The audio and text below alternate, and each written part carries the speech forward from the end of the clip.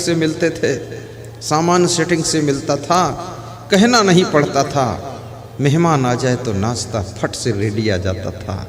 आज मेरी बहन नहीं है, आज मेरी बेटी नहीं है, आज इसके लिए हमको सोचना पड़ता है। ये पर्दे टेढ़े के टेढ़े पड़े हैं, कोई सीधा करने वाला नहीं है। इसलिए ऐसी बेटी बनो और बेटे भी ऐसे बनो। जैसे मैंने संन्यास लिया, आज के 10 वर्ष पहले मेरी माताजी आश्रम पर आई, तो मैंने कहा कुशल मंगल है माताजी। मेरी माताजी हंसती नहीं थी, बस ऐसे ही हल्का सा, और मैं बहुत हंसता था तो मैं उनको भी हंसाता था। ऐसी बात कहता था, उनको हंसी आ जाती थी तो घूंघट काढ़ लेती थी और सिर नीचे कर लेती थी। मेरे से भी वो शर्माती थी, हालांकि मुझे जन्म दिया, गोद खिलाया। मैंने कहा मुझसे क्यों शर्माती हो? बोले क्यों नहीं शर्माऊंगी, तुम मेरे बेटे नहीं हो, अब तुम महान पुरुष, महान संत हो।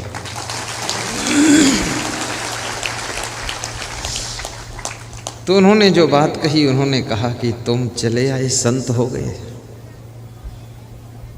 घर में अनुशासन कम हो गया है, सफाई शुद्धता कम हो गई है। जो सामान जहाँ टूटा पड़ा है वो 3 महीने पड़ा रहेगा, कोई उठाने वाला नहीं। तुम थे तो सब सेटिंग कर देते थे, और जब कुछ गड़बड़ी देखती हूँ तुम्हारी याद आती है। तो मैंने कहा माता जी, कृष्ण भगवान भी बचपन में गोकुल में रहे थे, नंद बाबा जशोदा के साथ, और उसके बाद जब चले गए तब से लौट कर नहीं आए थे। मैं संत हूँ, अब मुझे पूरे संसार के लिए जीना है। और जो तुम्हारे बच्चे बचे हैं उनको संस्कार दो, उनको समझाओ। मेरे गुरुदेव हमेशा कहते रहते हैं मेरे बारे में कि वो जब आएंगे, उनके आने की सूचना आ जाएगी आश्रम में, तो आश्रम में पूर्ण रूप से सफाई सेटिंग हो जाएगी, सूचना मिलती ही। और जब मैं पहुंच जाता हूं तो मैं केवल प्रवचन नहीं करता हूं, ये भी याद रखना, मैं सारी व्यवस्थाओं पर ध्यान रखता हूं, सारे सिस्टम को ध्यान रखता हूं, छोटी सी छोटी बात को मैं ख्याल रखता हूं, और हाई टेक मैनेजमेंट की सेटिंग रखता हूं। तुम ये मत सोचना गुरुदेव केवल प्रवचन ही देते हैं, बहुत बड़ा मैनेजमेंट भी करने का कोर्स है मेरा, और मुझे मैनेजमेंट करने में बहुत अच्छा लगता है। सबका ख्याल करना, सबको याद रखना, सबसे प्रेम करना, सबके ऊपर अनुशासन करना, सबका ध्यान रखना, सबकी व्यवस्था बनाए रहना, किसी को हमारे साथ में तकलीफ न हो, इस बात का पूरा ध्यान रखना। कोई खाया है कि नहीं खाया है, सोया है कि नहीं सोया है। आज सवेरे में प्रार्थना के पश्चात पूछ रहा था संतों से, इसमें कौन कौन संत है जिसके पास कंबल नहीं है? 2 संत ने हाथ जोड़ा, कंबल नहीं। तो हमने कहा प्रबंधक जी आज ही कंबल खरीद कर इनको दो, इनको ठंडी लग रही है। हमसे एक संत ने कल कहा था कंबल नहीं, तो हमने कहा मेरा जो बिछा है कंबल मेरे बिस्तर पर, इसको रात में निकालो, मच्छरदानी खोलो, इसको उलझो और इसको दे दो, मैं दूसरा कुछ बिछा लूँ।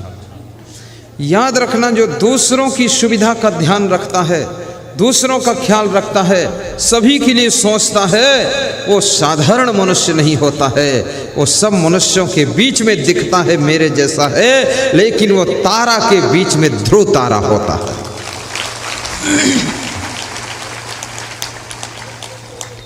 इसलिए मैं बहुओं से भी कहूँगा, सास ससुर से भी, माता पिता से भी, तुमसे भी, सबसे भी, तुम यदि महान बनना चाहते हो, आगे बढ़ना चाहते हो, बुद्धिमान बनना चाहते हो, सम्मान पाना चाहते हो, तो सबका ख्याल करो, आपाधापी मत करो।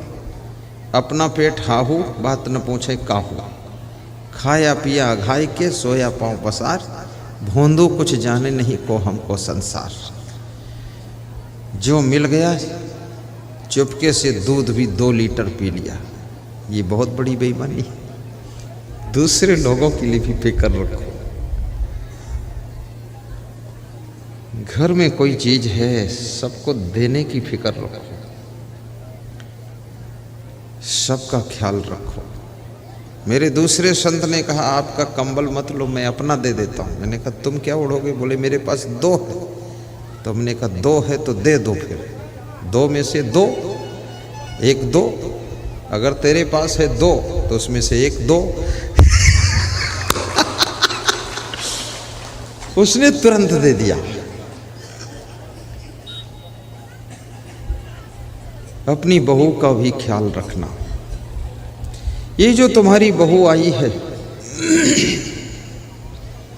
अपने माँ बाप के लाड़ प्यार में पली हुई बहू, कोमल हाथों से पाली पोसी गई लड़की वो, भाई के प्रेम को पाकर प्रसन्न रहने वाली बेटी बहन, तुम्हारे घर में बहू बनकर, पायल पहनकर, चूड़ी पहनकर, छम छम छम ऐसे आई है, चमक चमक कर, फुदक फुदक कर। बड़ी खुश है कि ससुराल में प्रवेश कर रही है। प्रवेश नगर कीजिए यह काजा, हृदय राग कौशलपुर राजा। तुम्हारे घर में प्रवेश कर रही है। तुम्हारी बेटी दूसरे के घर में प्रवेश करती है, दूसरे की बेटी तुम्हारे घर में प्रवेश करती, ये बहुत बड़ी चुनौती है। दूसरे की बेटी को अपनी बेटी से ज्यादा ख्याल करोगे तो दूसरे की बेटी तुम्हारी सेवा में अलर्ट हो जाएगी। दूसरे की बेटी को अपनी बेटी से भी ज्यादा मानना।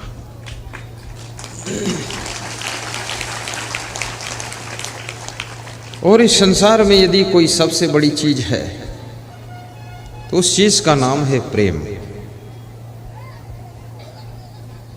और ये भी याद रखना, जो बेटियां बहू बन जाती है। आज मेरे पास में एक महिला आई, 50 लोग और दर्शन कर रहे थे। वो बोली जब मैं मायके में रहती हूँ तो बिल्कुल ठीक रहती हूँ, अलर्ट हो जाती हूँ, और ससुराल में आती हूँ तो इतना नर्वस हो जाती हूँ। मैंने कहा बेटी, मायके और ससुराल में अंतर होता है। मायके में थोड़ा स्वतंत्रता होती है, दौड़ सकती हो, भाग सकती हो, कूद सकती हो,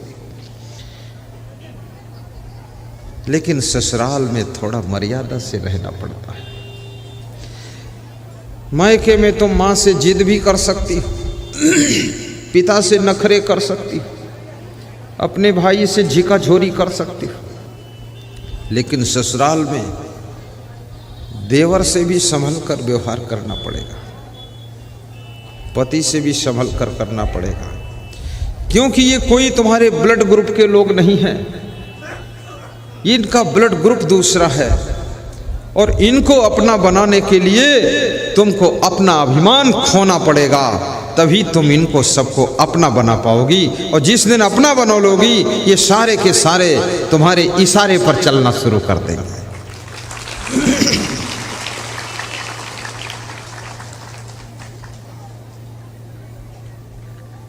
अभी तक और सब प्रवचन सुना रहा था, लेकिन परिवार का थोड़ा मार्मिक प्रवचन सुनाना बाकी था, इसलिए थोड़ा आज रात का टाइम, लास्ट टाइम है। सुना दूं 10 मिनट और यही टॉपिक, कि बदल दो टॉपिक? यही तो दर्द है सबके पास, वही दवा देना पड़ेगा।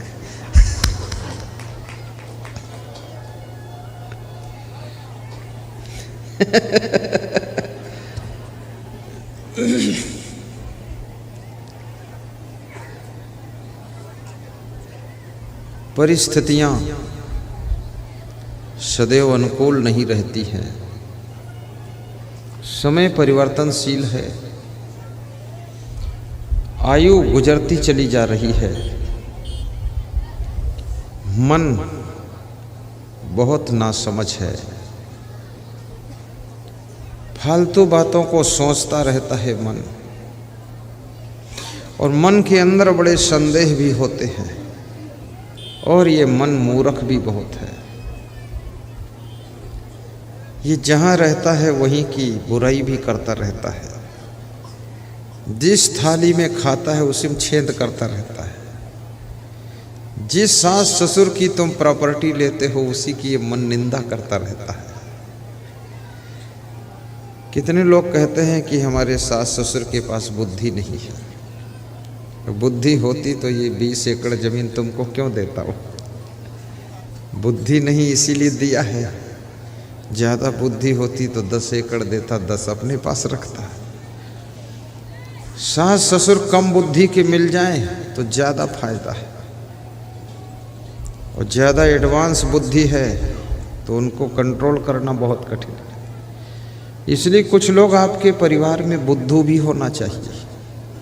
बुद्धों से बड़ी शांति रहती है, जहाँ बिठा दो वहाँ बैठा है अपना। और ज़्यादा बुद्धिमान होगा चुगुर बुगुर करेगा इधर उधर, और कम बुद्धि का आदमी भी समाज में उसकी आवश्यकता है। समाज के सभी कार्य बुद्धिमानों के कार्य नहीं है, कुछ कम बुद्धि के कार्य। और घर परिवार में 1-2 बुद्धिमान भी होना चाहिए। गाड़ी में टायर भी होते हैं लेकिन इंजन भी होता है, पर स्टीयरिंग भी होती है। राम में जो गुण थे वो लक्ष्मण में नहीं थे, लक्ष्मण में जो गुण थे वो शत्रुघ्न में नहीं थे, और शत्रुघ्न में जो कलाएं थी वो भरत जी में नहीं थी, और चारों भाइयों में जो गुण थे महाराजा दशरथ में वो गुण नहीं थे। याद रखना, हर आत्मा दिव्य गुणों को लेकर, विलक्षण गुणों को लेकर, पृथक पृथक गुणों को लेकर इस धरती पर आता है, और सब निराला फूल खिलता है, और सबकी खुशबू बड़ी विचित्र होती है।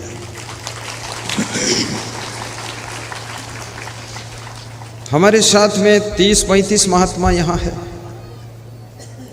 सब बिलक बिलक गुणों के महात्मा हैं, और उनके सबके गुणों की आवश्यकता है। आपके शरीर में आँख भी है और कान भी है। कान सुनने के लिए है, आँख देखने के लिए है। मुंह भी है और हाथ भी है। मुंह बोलने के लिए है, कुछ खाने के लिए है, और हाथ करने के लिए है। अगर पूरे शरीर में हाथ ही हाथ हो जाते, आँख ही आँख हो जाती, तो ये व्यवस्था बिगड़ जाती। इसलिए परिवार के अंदर भी सब क्वालिटी के लोग रहते हैं, राजनीति में भी सभी क्वालिटी के रहते हैं। राजनीतिक पार्टियों में देखिए, पार्टी के अंदर एक नेता है जो कुछ बोलता नहीं है, शांत रहता है। दूसरा नेता है, खूब बोलता है, सबकी निंदा करता रहता है। लोग उसको गालियां देते रहते फिर भी बोलता रहता है। पार्टी के अंदर एक नेता ऐसा है बिल्कुल ईमानदार है, दूसरा ऐसा है जो पार्टी का पैसा भी चुराता है। पार्टी प्रचार के लिए पैसा देती है 50 लाख, 25 लाख घर में रख लेता, 25 लाख प्रचार में लगा देता है। और पार्टी चुनाव हार जाती है तो कहता है क्या करें, समीकरण बदल गए थे। समीकरण, चुट्टा, समीकरण बदल गए।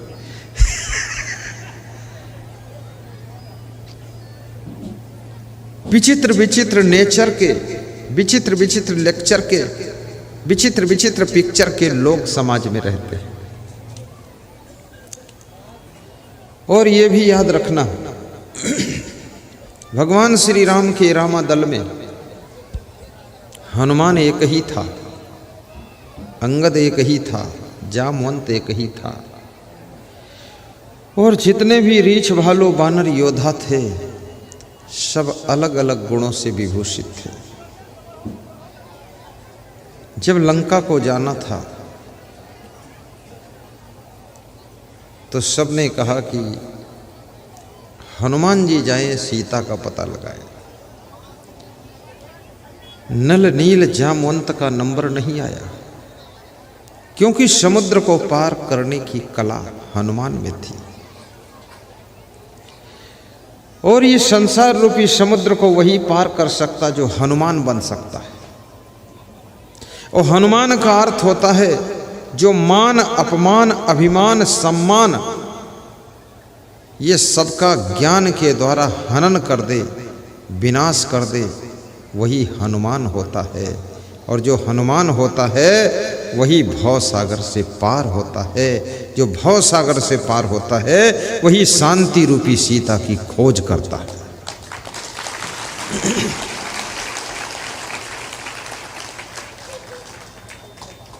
हनुमान में एक विशेष गुण था कि ब्रह्मचर्य का गुण था। मनुष्य की सफलता में ब्रह्मचर्य का भी बड़ा महत्व है। यदि तुम गृहस्थ आश्रम में हो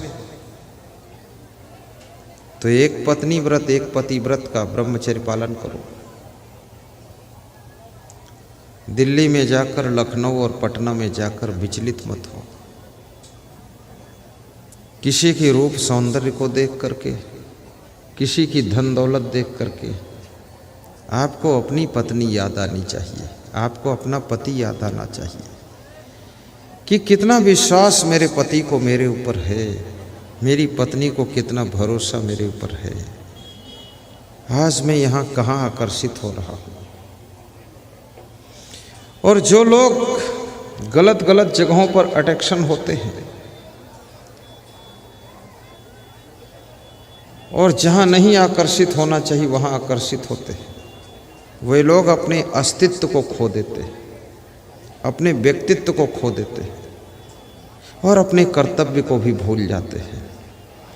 उनके साथ में जुड़े हुए जो मेंबर हैं, उनके भाई, उनके माता पिता, उनकी बेटी, उनका बेटा, उनकी पत्नी, दादी दादा, वे सब चिंता, टेंशन और दुख में गिर जाते हैं। आपकी गलती का भुगतान केवल आप नहीं करोगे, आपसे जुड़े हुए लोगों को भी आपकी गलती का भुगतान करना पड़ेगा। अभी यहाँ पर कोई एक आदमी बाहर गया था और वहाँ से उसके पैर में गंदगी लग गई है और उस गंदगी को लगाकर इसमें आ गया है और इसमें 50 जगह उसने पैर रख दिया है। थोड़ी थोड़ी गंदगी की मुहर लगा दी है और उस गंदगी पर 50 लोग बैठे हैं। वो गंदगी उनकी पैंट में लग गई, साड़ी में लग गई और अब वो जाएंगे घर, जब सोएंगे बिस्तर पर तो गंदगी बिस्तर पर लग जाएगी, गंदगी रजाई में लग जाएगी। अब उस एक व्यक्ति की असावधानी जो गंदगी लगा कर आया और कितने लोगों तक गंदगी का प्रसाद बट गया।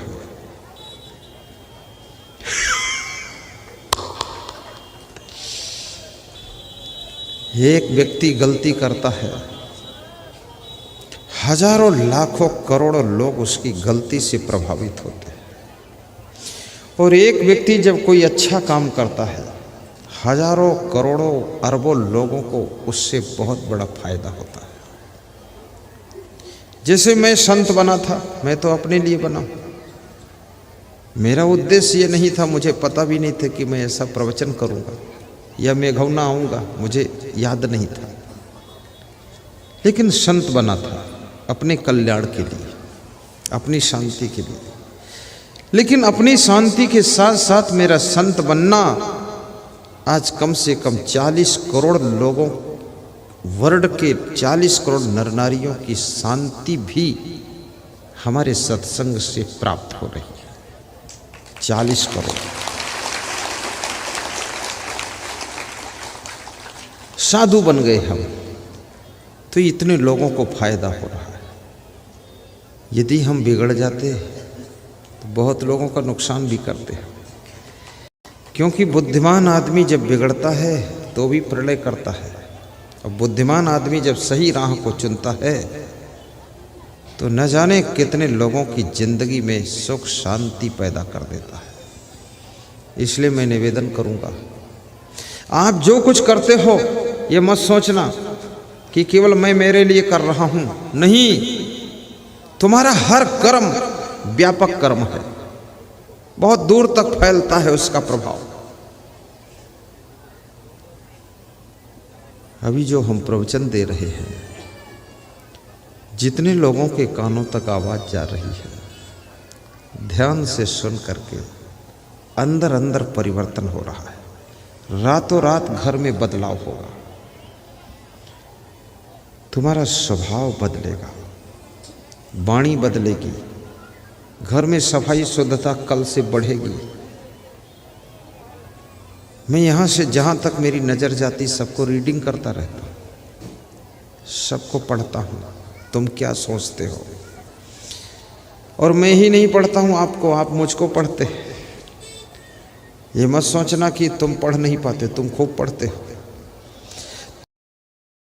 तुम अगर मुझे तो मुझको बुलाते ही नहीं।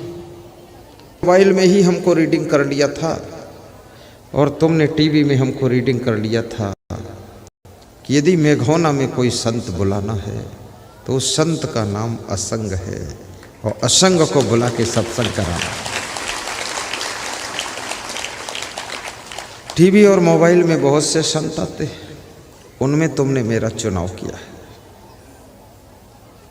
तो चुनाव क्या ऐसे थोड़े कर लोगे, रीडिंग किया है आपने, मेरे को जांचा परखा और फिर लाइक किया है और उसके बाद में आमंत्रित कर दिया है। इसलिए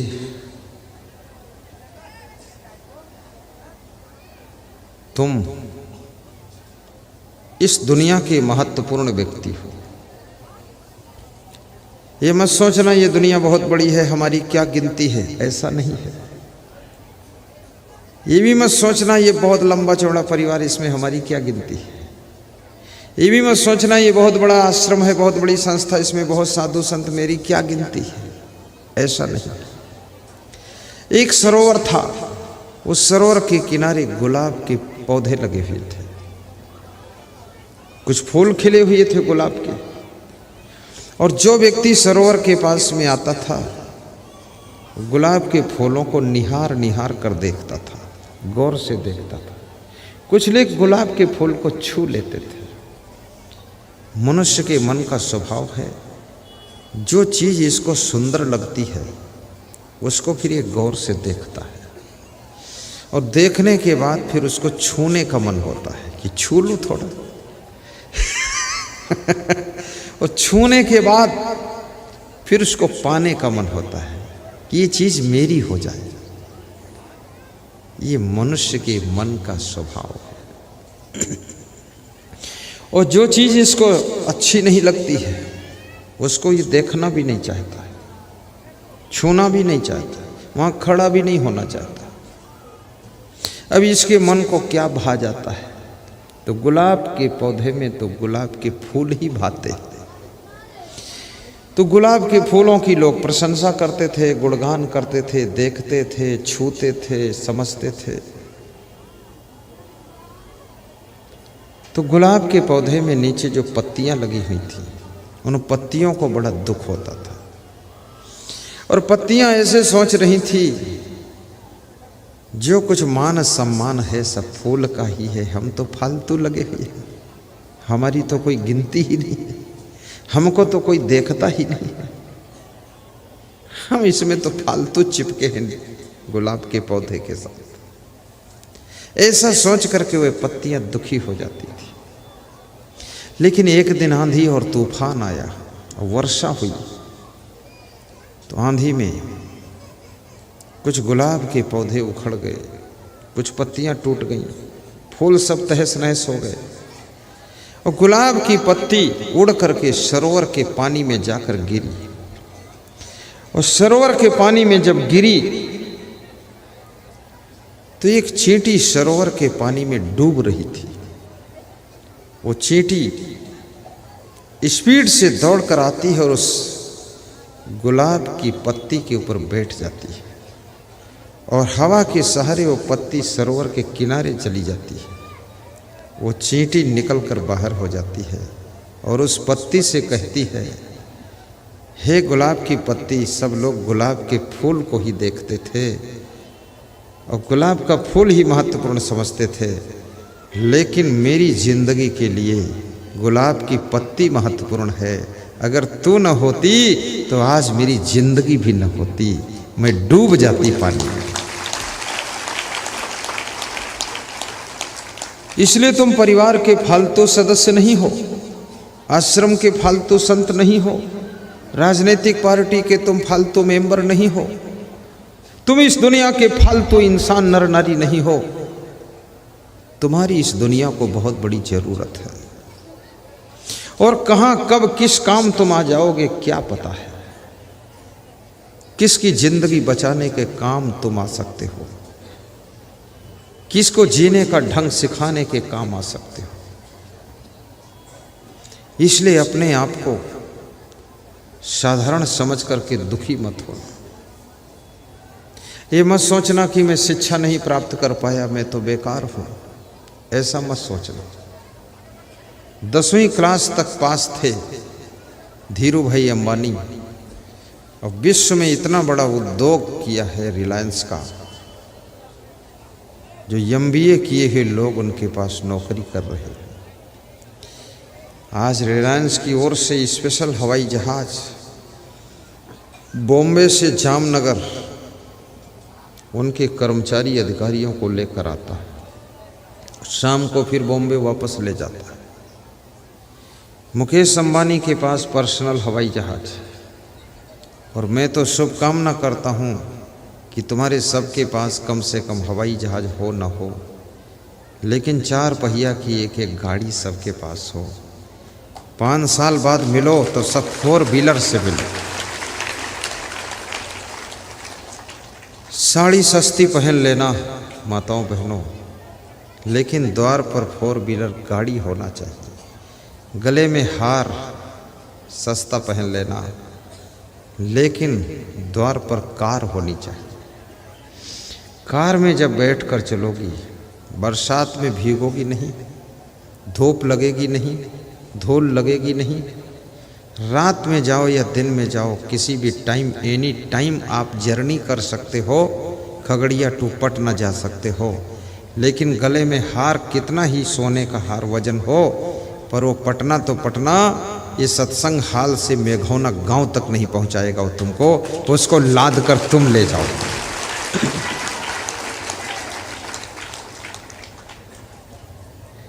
सोने चांदी के गहनों के लिए अपने पति को सोना हराम मत करिए। अगर सोने चांदी में सुख होता तो रावण की पत्नी मंदोदरी कितना सुखी होती। अगर सोने चांदी में सुख होता तो रावण सोने के महल में कितना सुख पा जाता। सोने चांदी में सुख नहीं, परंतु सोना चांदी पहनना चाहिए, पहनो, कोई हर्ज नहीं, लेकिन थोड़ा कम पहनो। और सत्संग में आओ, बिल्कुल कम पहन कर आओ। चैन खोने का डर नहीं, कुंडल खोने का डर नहीं, गले का हार कोई टेंशन नहीं, बिल्कुल साधारण पहनिए।